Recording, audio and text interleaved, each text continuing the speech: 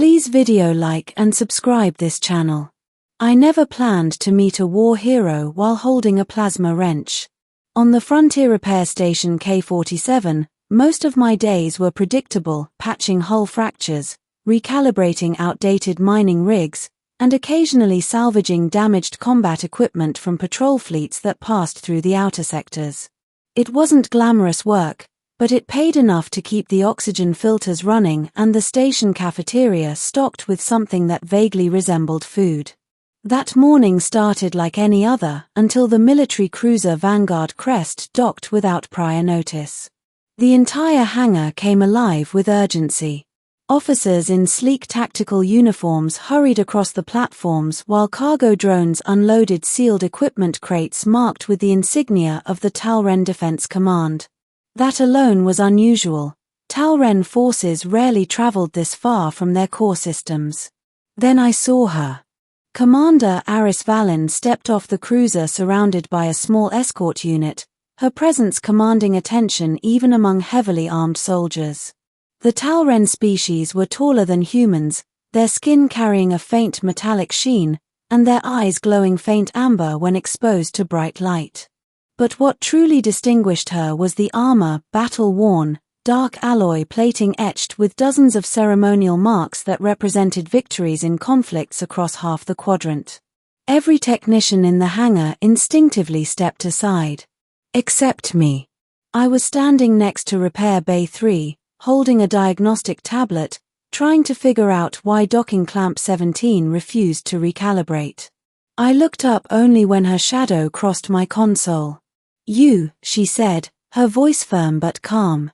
"You are the lead armor technician?" I blinked. "Not exactly lead, but I fix things." Her amber eyes studied me for a moment, measuring something I couldn't quite identify. "My armor sustained structural damage during our last engagement," she said. "I require immediate repair." One of her officers stepped forward. "Commander, we can assign a certified military." "No," she interrupted quietly. "This station's technicians will handle it." Then she turned back to me. "Can you do it?" I swallowed. Talren combat armor wasn't simple equipment. It was adaptive, semi-sentient, and notoriously difficult to repair without specialized tools. But refusing a military commander wasn't exactly an option either. "I'll need to run diagnostics first," I said carefully.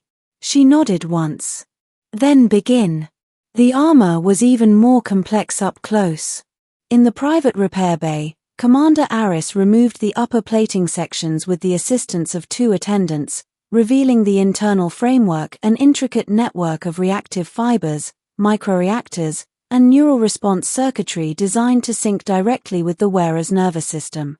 I ran the scanner slowly across the surface. "Energy channel fractures," I said. "Some internal structural stress along the spinal alignment. Nothing catastrophic, but if you stayed in combat much longer, the suit would have started locking response functions." Her expression didn't change. "How long will repairs take?" "A few hours. Maybe longer if deeper systems are affected." "That is acceptable."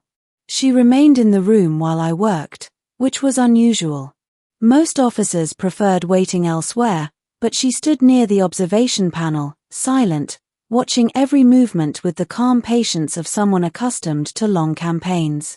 After about 20 minutes, curiosity got the better of me. "You've seen a lot of combat, haven't you?" I asked. Her gaze shifted slightly. "Yes. Those markings on the armor, they're battle honors. They represent battles survived," she replied. "Not victories." That answer caught me off guard. The repair process required partial manual recalibration, meaning I had to open the neural interface channels, something that allowed faint echoes of the armor's recorded data to pass through the diagnostic system. Usually it was just technical information, impact points, energy absorption metrics, structural stress logs. This time, I heard something else. Not clearly, more like faint audio fragments buried in the suit's memory logs. Voices. commands, shouts, and then something quieter, recorded during what must have been a critical moment of battle.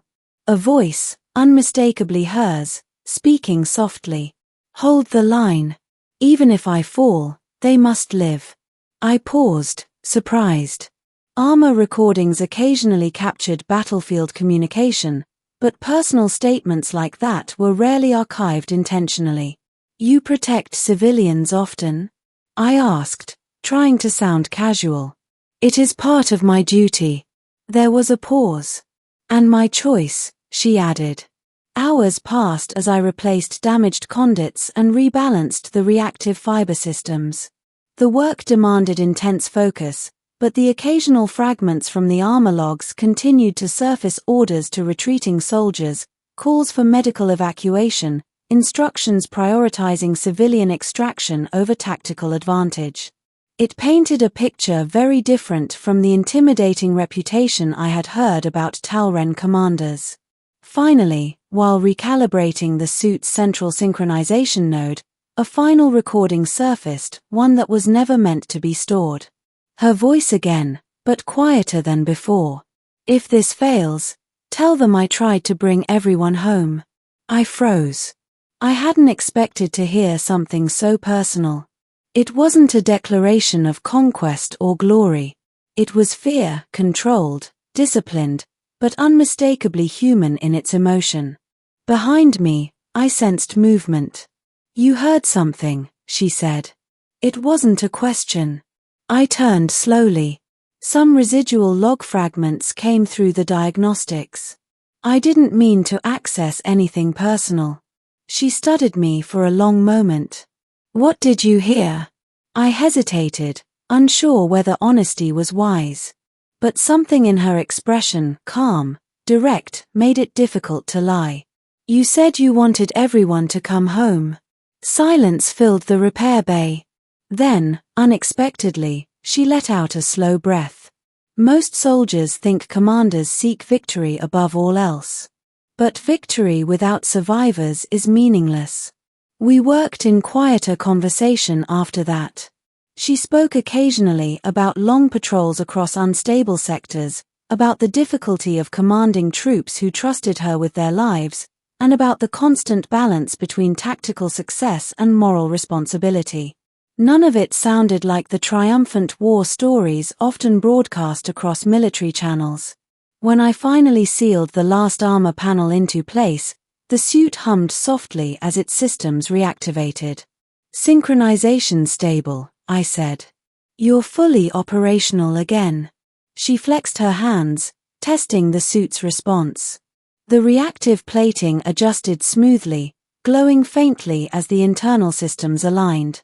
"Efficient work," she said. I nodded. "Just doing my job." She stepped closer, studying me with the same focused gaze she had used when we first met.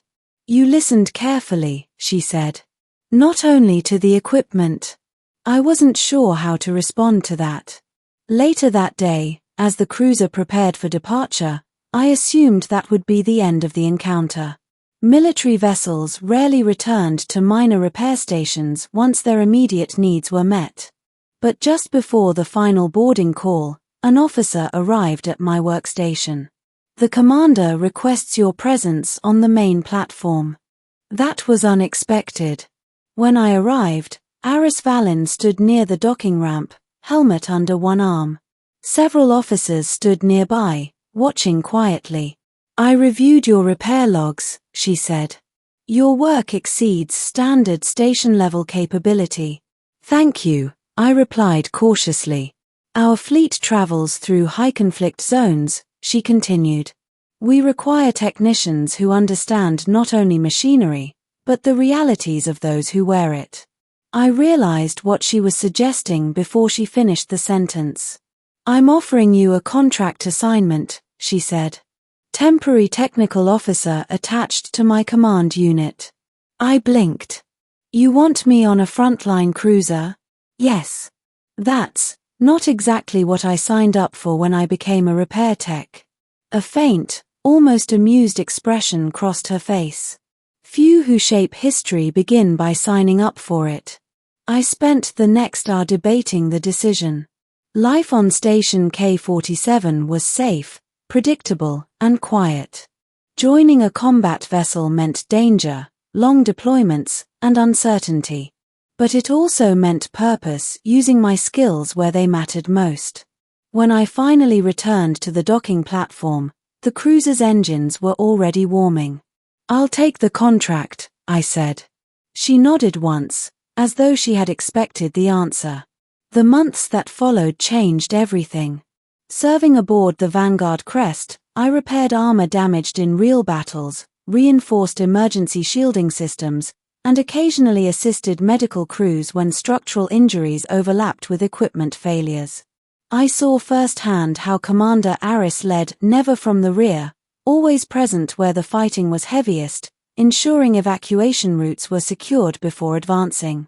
And every time I worked on her armor, I remembered those words hidden in the suit's memory. They must live. During one particularly intense campaign, after a long defensive engagement, she entered the repair bay while I recalibrated the suit once again. "You chose to stay," she said.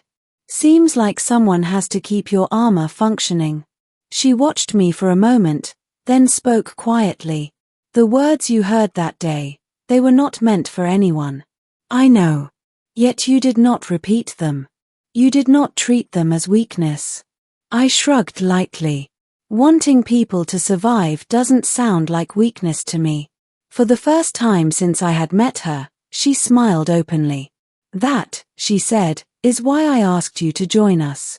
Years later, long after the conflicts of that era had settled into uneasy peace, historians would speak of the Talren campaigns as turning points in interstellar stability. They would analyze battle strategies, diplomatic negotiations, and fleet movements. They would never mention the small repair bay on Station K-47. They would never record the moment a technician fixing damaged armor heard the quiet truth behind a commander's reputation and chose to step into a larger world because of it. But I remembered. Every time I picked up a plasma wrench, every time I recalibrated a suit before another dangerous mission, I remembered the words I hadn't expected to hear, the ones that revealed the real reason some leaders fight. Not for conquest. Not for recognition. But to bring as many people home as possible.